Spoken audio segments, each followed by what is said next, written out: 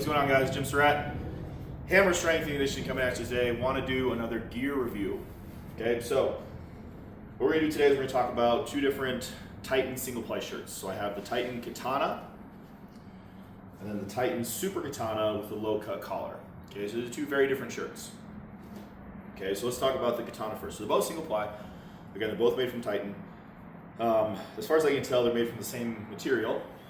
Okay, so they're both, looks like a knit. And so I'm learning a whole lot about gear the more I talk about this stuff, right? So gear, or fabric rather, usually comes in either a knit or a weave, right? And so with the weave, there's the warp, which is the thread that runs north-south, and there's the weft, which is the thread that runs east-west, right? And so the way in which you orient the gear influences how the gear is stretched out, or how the material is stretched out.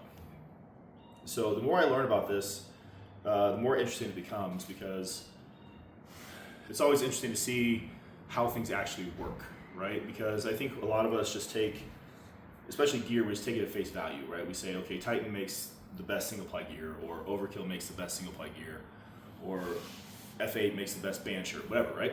But I think it's really important to learn how this stuff actually works. And so I wrote an article recently for one of my friends, Rob, who runs Rainier Strength, and I talked about how gear actually works, right? So just a little bit on that.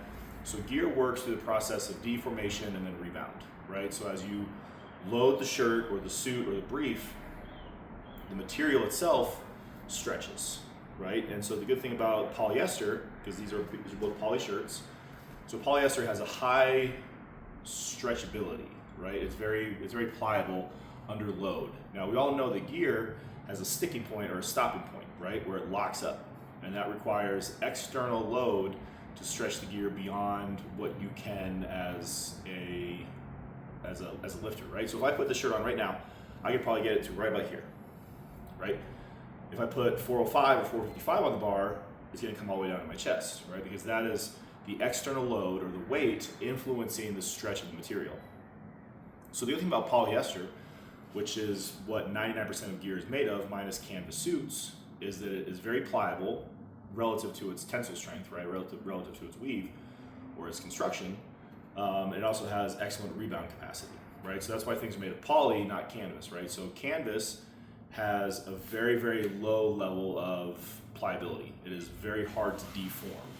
That's why you don't see canvas briefs or canvas suits, or canvas shirts, because it has a huge stopping point and not much carryover, right? So if we're talking like a canvas suits are good for stopping power in the hole, as well as maintaining posture under load. Poly is good for deformation, support with multiple plies, right? And rebound. So that's why with poly, you see multiple layers of material, because with poly, so Titan laminates its multiply gear, right? So the layers are glued and heated together so they form one cohesive bond. It's still multiply, so it's still 2 or 3 plies of material, unless it's a single ply shirt or a single ply suit or brief, but it's laminated. Whereas most companies like Overkill or F8 or Insert, they're sewn together, right? So there's a little bit of play within those plies, right? They're still very close together. They're very tightly sewn together or stitched together, but there's still some play. And so that's how poly works, is that it adds stiffness through plies, not through the nature of the material itself, right? So that's why I like denim in a bench shirt. Denim is sort of a middle ground between poly and canvas, because it has a greater degree, or has a lesser degree of stretch and a higher degree of rebound than canvas. Well, excuse me, let me back up. It is harder, sorry, I can't think. It is harder to deform than poly is, but has more carryover, more rebound than canvas does, right? But the bad thing about denim is that it tears very easily, and Insert is the only company that makes denim shirts anymore, and they're now labeled as their retro line, and the quality of the material has degraded significantly since when denim was popular. So, again, with gear, the material stretches, it deforms, and then it wants to return to its natural shape. So that's where you get the rebound, right? So that's why, again, you don't see canvas briefs or a canvas shirt, because canvas has very low levels of rebound, and it doesn't want to return to its natural shape very easily, so you need to have more weight to deform it appropriately. Okay, so let's get back to the shirts. So these are both poly shirts. They're similar in design for the most part. Most companies have sort of a template by which they operate, I found. So like metal shirts look a certain way, F8 shirts look a certain way. F8 and metal are now kind of the same brand, because metal is operating under F8, or at least F8 is using metal's cuts to make their gear. Inzer has a certain look, and Titan has a certain look, right? And then you get into band shirts, but that's a wholly different story. But the shirts are relatively constructed the same way. Again, both are single ply, both are poly.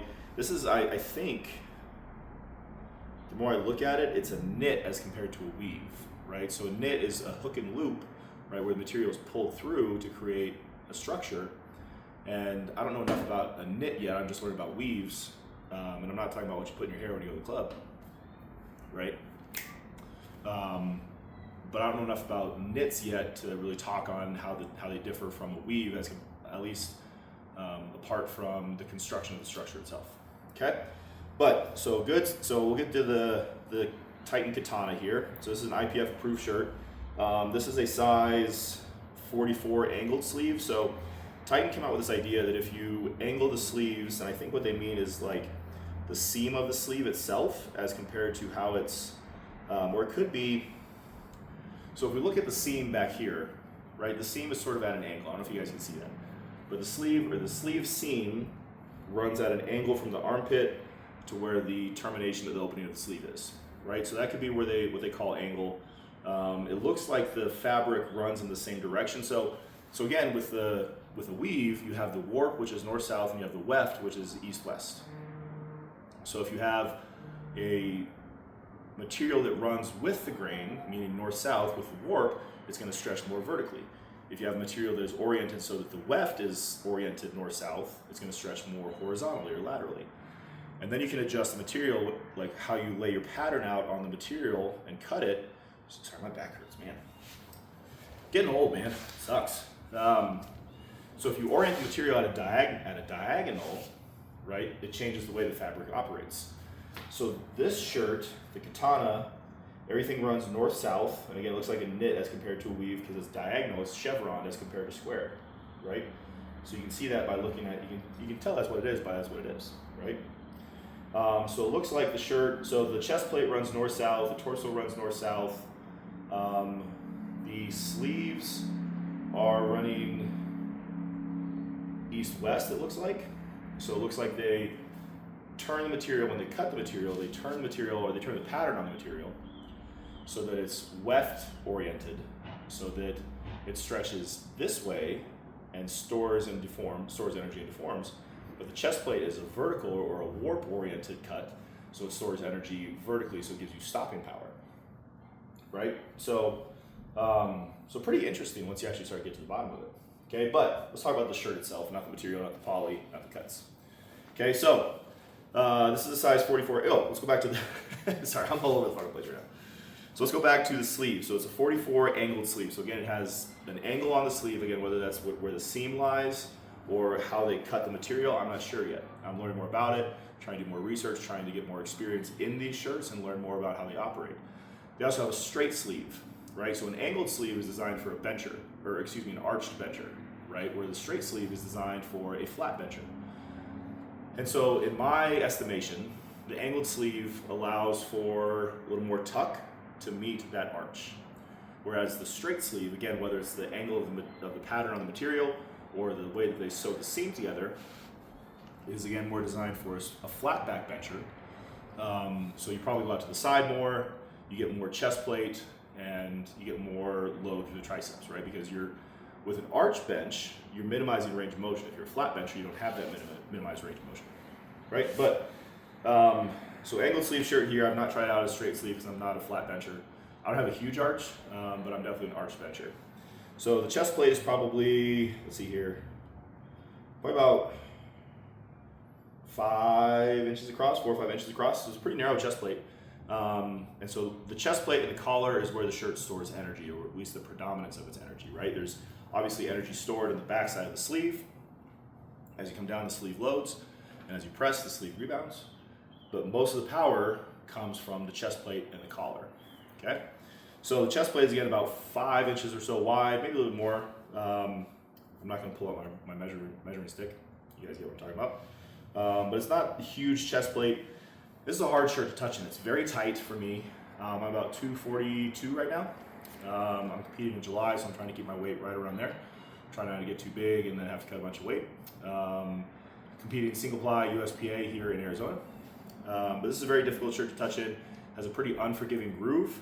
The collar is pretty high on the neck, meaning that you have to jack it down pretty well to get enough support.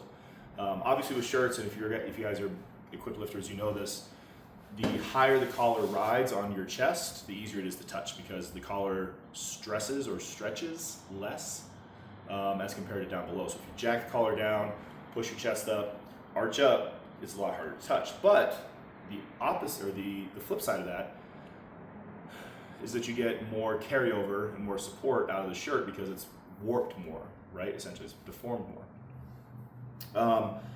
I think I benched like 405. I think I've done 425 to a 2 board in this shirt.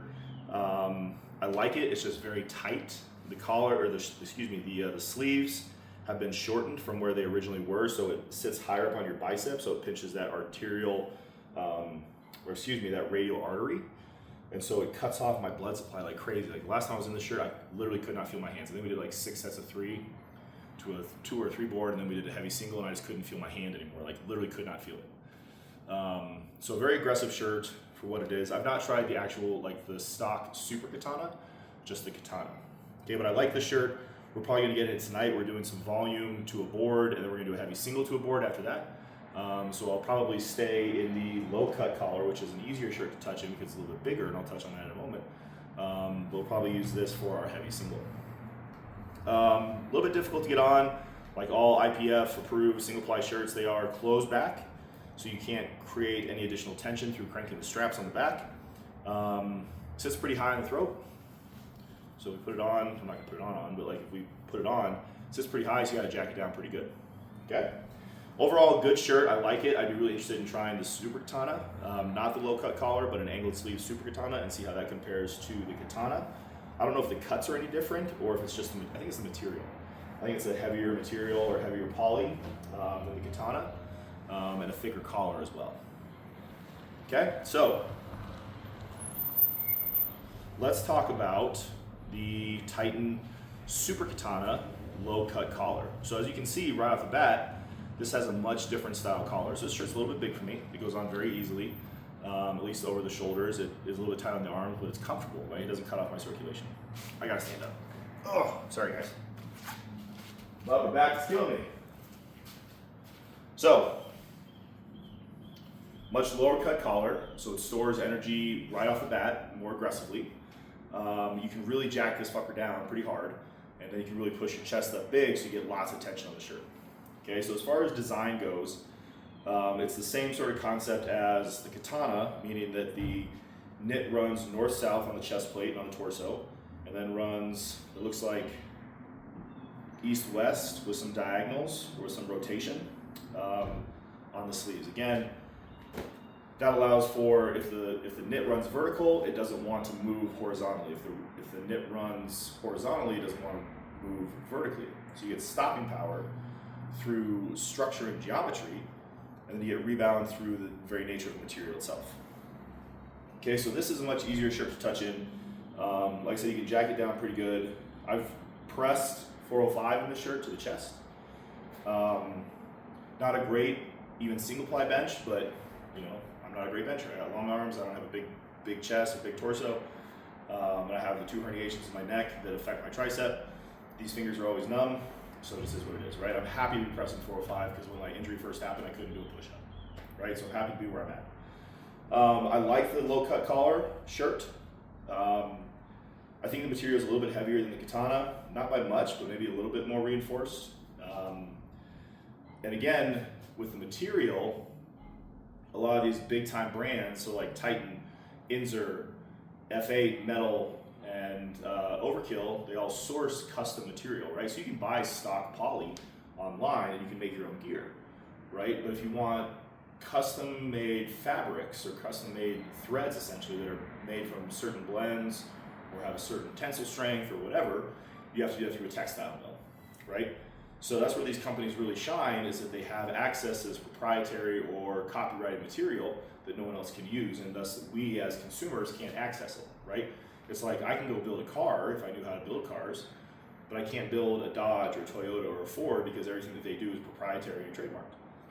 So, like I said, this shirt, the low-cut collar shirt was custom made for somebody. The person for whom it was made is actually lighter than me, but I think they were shorter and stockier and thicker, because I weigh about 242.